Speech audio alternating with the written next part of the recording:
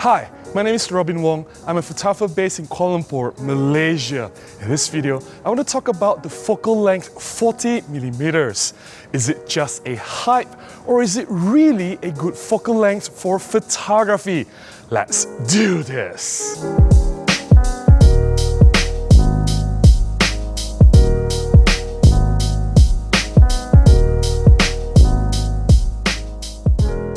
If you are following what's been happening in the camera industry for the past 1 to 2 years, you'll realize that everyone is jumping on the 40mm bandwagon. Nikon, they released the 40f2Z. They also have, for the Nikon ZFC, the mirrorless APS-C camera, the 28f2.8 prime, which translates to an equivalent 40mm as well. Then there is the Ricoh GR3X, a street photographer's camera, which has an equivalent 40mm lens. Sony released the full-frame 40f2.5 lens, and even Olympus, or the OM system, the first lens for the OM system, it was the 20f1.4 Pro. So I'm wondering, is this all just a trend, or is this something that I'm missing? I want to figure this out in this video.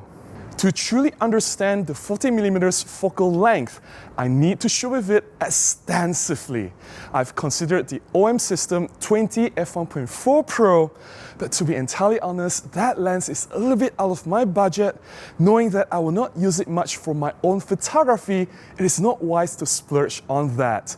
I have also considered the Panasonic 20f1.7, but I also know, and I've used that lens before, that the autofocus is unreliably slow.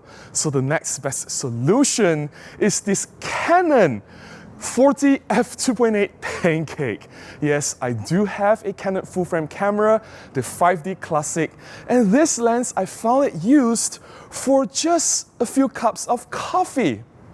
Even if I don't like this lens, I can just saw it off with very minimal loss. Therefore, I think this is just the perfect lens for me to play around with and to truly understand and see what this 40mm fuss is all about.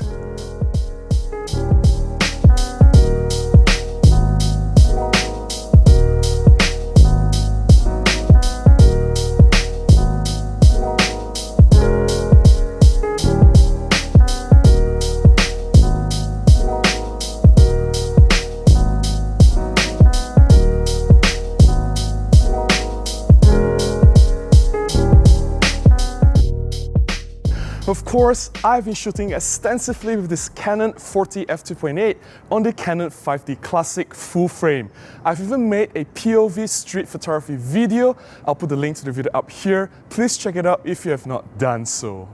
Before I share my personal opinion on the 40mm focal length, I do want to talk about this Canon 40f2.8 pancake lens. I found myself enjoying this lens a lot using it on this Canon 5D full frame. It is so small, so slim, so light and so portable. It is as if I'm mounting nothing at all on the camera.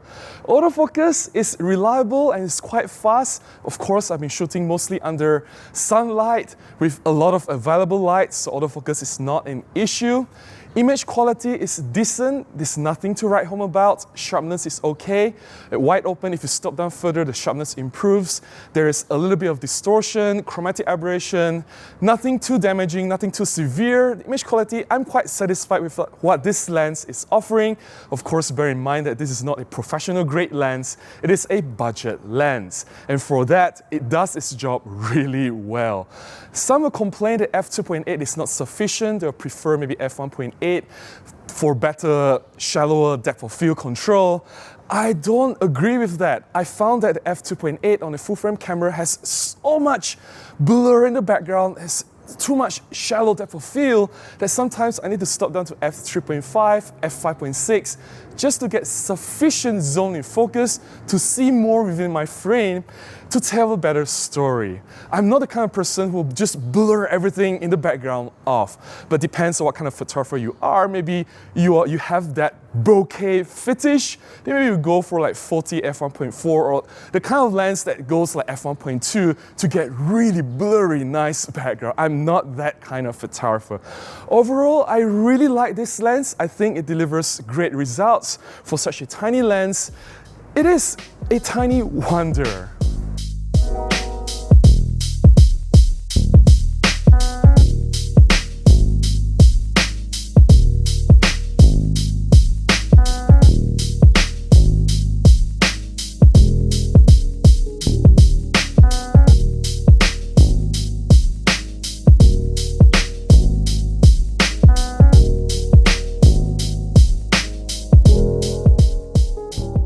It is no secret, and I've repeatedly mentioned before, that I'm a 50mm photographer. I really love the look and perspective of a 50mm lens. I've used the Olympus 25 f1.8 extensively for many years, and I've upgraded that to the 25 f1.2 Pro, knowing that that particular lens or that focal length is what I need for my professional work as well as for my personal photography. I've made a video on why I upgraded from the 25 f1.8 to 25 f1.2 Pro. I'll put the link to the video up here. I found myself not liking the 35 focal length a lot. I've tried to love it. I've bought a Fuji X100 before. I used it for a year just to force myself to have a fixed 35mm perspective.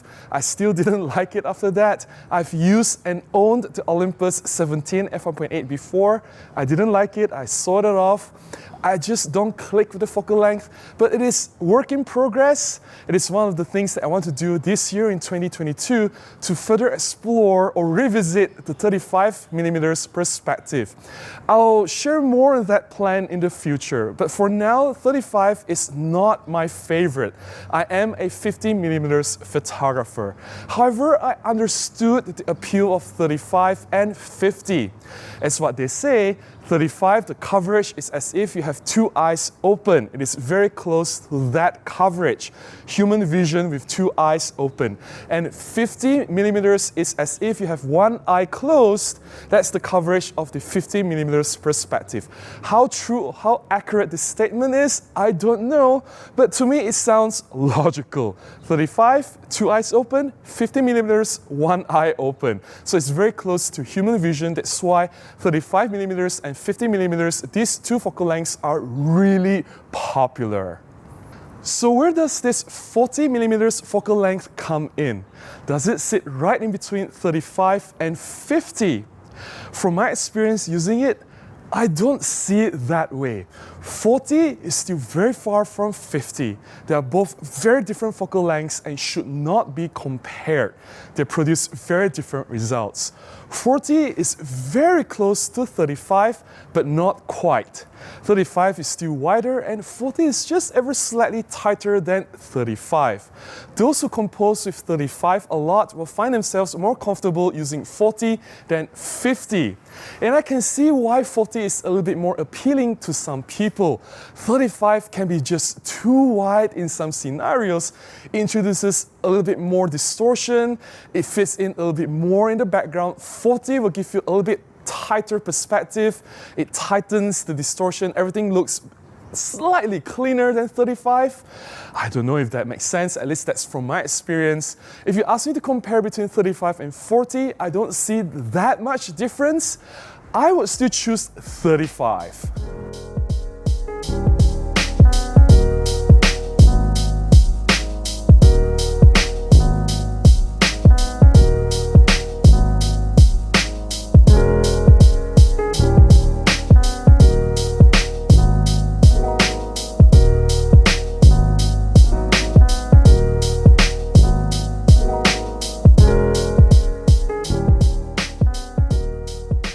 Having said all that, I do acknowledge and I do understand the appeal of a 40mm lens, especially for street photography. It is still a wide-angle lens. You can fit a lot within a frame, much like 35, just slightly tighter, but not as tight as 50. I have a lot of friends who came to me and said, Robin, I don't understand how you can use 50. 50 is just too restrictive. It is too tight. You can't fit enough in a frame. Say that you want to do an environmental portrait. I want to fit a few items within a frame to tell a more compelling story. 50 is just too tight for that. They'll prefer something wider to work with, like 35 or even 28. So this is where I think 40 comes in. It is not quite 35, but it gives you that slightly tighter control in your framing, and at the same time, it is still wide enough to fit more within a frame. I must admit that I've enjoyed this Canon 40 f2.8 lens, and I've done some street photography sessions with it. I have some images that I'm really happy with, and I do see some friends using 40mm exclusively, some shot with the Ricoh GR3X, and they have come up with really amazing results. Unfortunately, for me, I'll have to tell you that I'm still a 50mm photographer. I prefer a 50mm perspective. I have the Olympus 25 f1.2 Pro, and I even have the Canon 50 f1.8, and I will prefer these lenses over this 40mm lens anytime. I'm not saying that this is a bad lens, I'm just saying it is not for me. And while I don't quite get the 35mm perspective yet, it is work in progress, and I promise myself to give it a chance and to push myself and to use it more and more this year and see how I will like the 35mm perspective after all that. Maybe a year from now, I'll reassess or re-evaluate my opinion on the 35mm perspective. But for now, this 40mm, it doesn't have a place in my camera bag. I don't see how it fits in the things that I do. For street, I'll go for 35 or 50. I think both lenses give a really good coverage. 40, some will say that it can sit in the middle and replace both lenses. No, I don't think so. I think 50 is to 50, 35 is to 35, 40 is 40. It cannot replace any of these two lenses.